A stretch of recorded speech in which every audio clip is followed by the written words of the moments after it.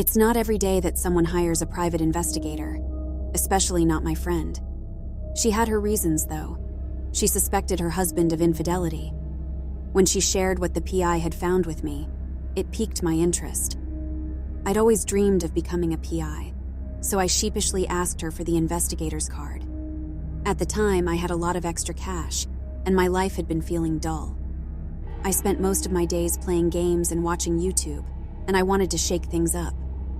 So I decided to hire the same private investigator as my friend. I told my boyfriend about my plan, and he was into it too. We came up with a plan for him to act like I was missing, and submitted details about my family, occupation, and so on. I warned my boyfriend that we wouldn't be able to meet up while the investigation was happening, but he was fine with it. However, things quickly took a strange turn. When the PI got involved, he seemed to doubt my existence.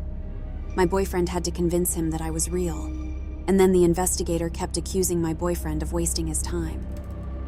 Finally, on the 5th day of the investigation, my boyfriend called me in a panic. He claimed that the only person who had ever lived in the state with my name, which is very unique, had died a year before I was born. Even more eerily, this girl had lived in my childhood home. I thought my boyfriend was playing a prank, but his tone was bone-chilling. "I'm not playing a prank," he said. "The PI even took me to the gravesite. It had your exact name, down to your middle name." I was shocked and didn't know what to do. I called my mother to ask her what was going on. Her demeanor changed to one of seriousness, and she told me to stay where I was. Meanwhile, I contacted the private investigator and begged him for answers. He only asked me more irrelevant questions, like where I was born and my parents' names. When I mentioned that my mother was on her way to my apartment, the PI asked for her full name.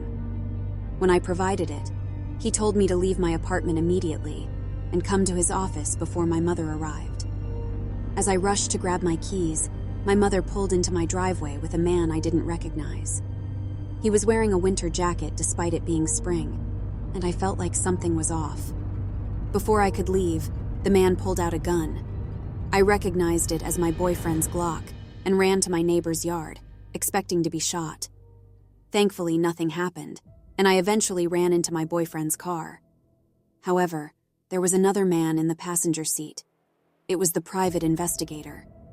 He explained to me that he had a theory that my parents were involved in a kidnapping that took place a few states over. They did this because the police had suspected them of neglecting their infant daughter, and when she ended up perishing, they had to completely replace the child as to not get caught. My parents had never mistreated me in my life, so this all came to me as a shock. Of course, I denied it all at first. However, there was no reason for my mother to bring an armed stranger into my living space. We got the authorities involved, and they excavated the backyard of my childhood home. They found the body of the child they had neglected, the child they had me replace. Several years have passed since then. I've done my best to avoid thinking about this situation.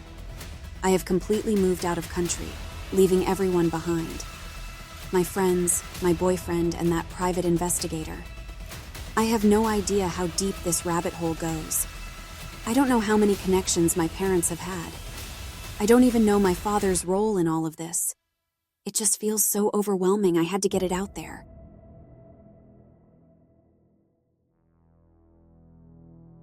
There is a legend circulating around the television industry.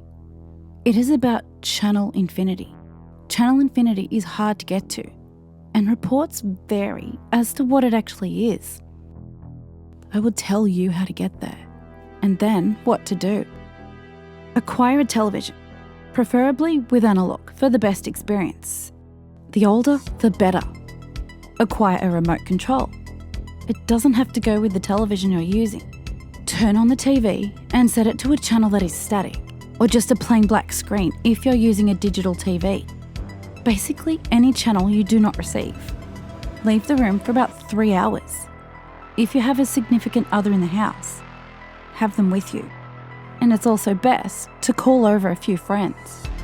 During those 3 hours, you should acquire a few items. I will list them in order from the most important to the least. Note, None of these are mandatory, but they help.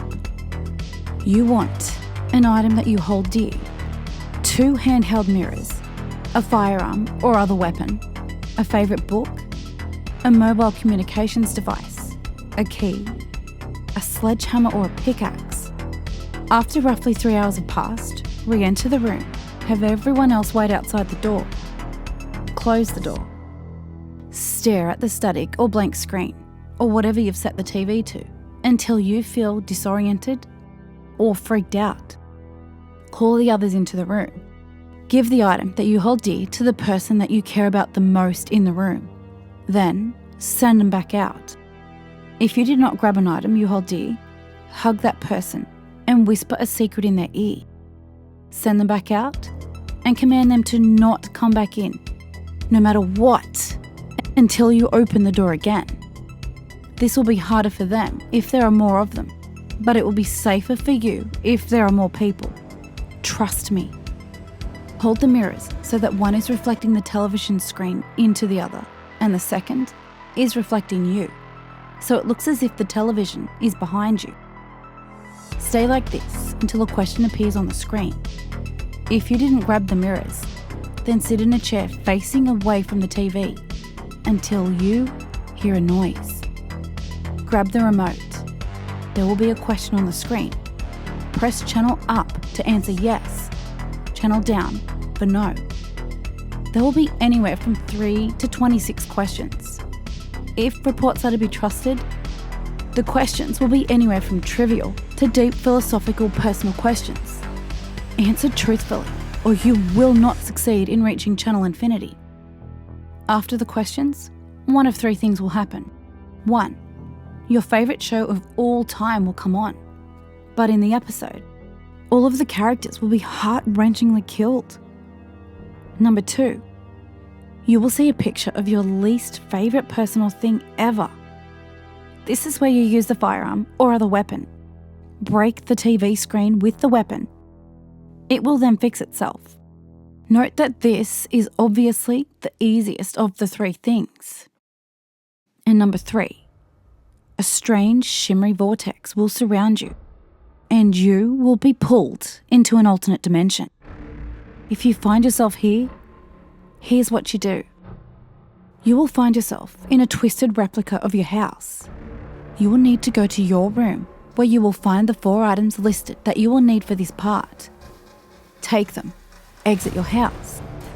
Outside will be a more evil-looking version of our world, with red sky, a grey sun, dark orange plants, and an ever-present thin vermilion mist. You must go to the nearest public building, whether it's a school, a mall, a gas station. Use the key on the door and enter. The key will fit the lock. If you did not get a key, climb in through a window. Upon entering, find a room with only one entrance. Sit down and begin reading the book. If you didn't get a book, just sit down and be bored or scared. You will hear footsteps outside of the door sometime within the next hour. Don't look up from the book. After you can no longer hear the footsteps, count to 250 out loud. Every 10 numbers, you will hear another footstep closer and closer to the door. Upon reaching 250, you will hear a knock on the door. If there are 3 knocks, open the door. If there are 4, say, "I forbid you," twice, and then open the door. You will see a stone statue of someone you love deeply outside of the door. It could be a family member, a best friend, a romantic partner, or even a fictional character. Smash its head to bits with the sledgehammer or pickaxe. If it is a female, also destroy the left hand. If you did not get the hammer or pick, push the statue over. Exit the building from the entrance you came in through. It will be night. Look at the moon. It will be either pink or green, either full or half. If it is pink and half, pull out the phone and call your 3rd most recent contact. If it is pink and full, pull out the phone and dial a random number. Before they pick up, bite through your tongue. If you did not get the device, pretend to do the things above. If it is green and half, strip off all your clothing and sprint back to your house.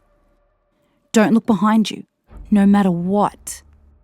If it's green and full, to put it bluntly, you're screwed. You'll be dead within half an hour. If it is one of the first three, you will wake up in front of the television and you can continue the ritual. After this, you will have reached channel infinity. What you do now is up to you. If you go to the guide function, you will see the shows listed such as The Meaning of Life or How to Acquire True Love. Choose one. The more people you have outside the door with you determines the revelations that are the shows. The more people, the better the chance you have of seeing shows with more life-changing results.